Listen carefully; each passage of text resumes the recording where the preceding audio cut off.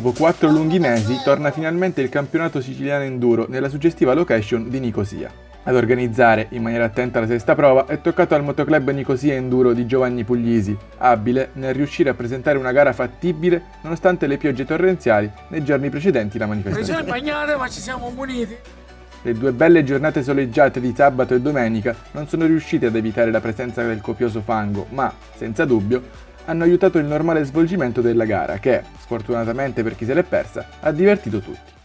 Conoscendo il territorio, conoscendo come si comportano nel terreno, io ero certo che la gara poteva svolgersi. Per fortuna tutto è andato bene, non ci sono stati infortuni, ripeto, mi dispiace se per i ritirati che hanno avuto i problemi tecnici alle moto, ma penso che comunque tutto si è girato per il verso giusto.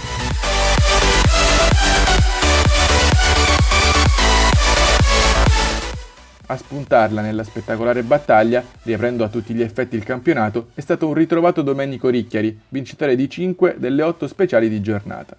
Sono riuscito a vincere la categoria riuscendo a non cadere e quindi portando a casa in questa maniera l'assoluta. In realtà Alessandro era più veloce di me soprattutto nelle linee, però alla fine è andata così e sono contentissimo. Alessandro Talamo è partito fortissimo, rifilando nelle prime 2 speciali ben 20 secondi all'avversario. Qualche errore di troppo ha però fatto sì che il gap scendesse a soli 7 secondi prima dell'ultimo giro, quando Ricchiari ha sferrato l'attacco decisivo. Ho usato troppo nell'ultima linea, ho fatto una brutta caduta in avanti, diciamo che per fortuna non mi sono fatto nulla, però diciamo che la gara l'ho persa io.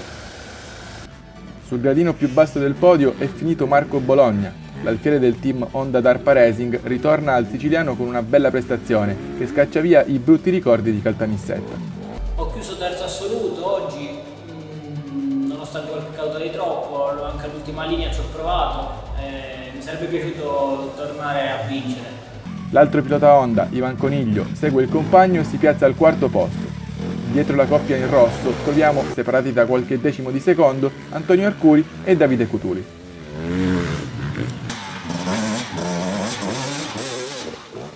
Alessio Ferrera, in 7ª posizione, si impone su Cagnina nella cadetti, mentre Vincenzo D'Angelo, 9º, conquista la classe Junior 450.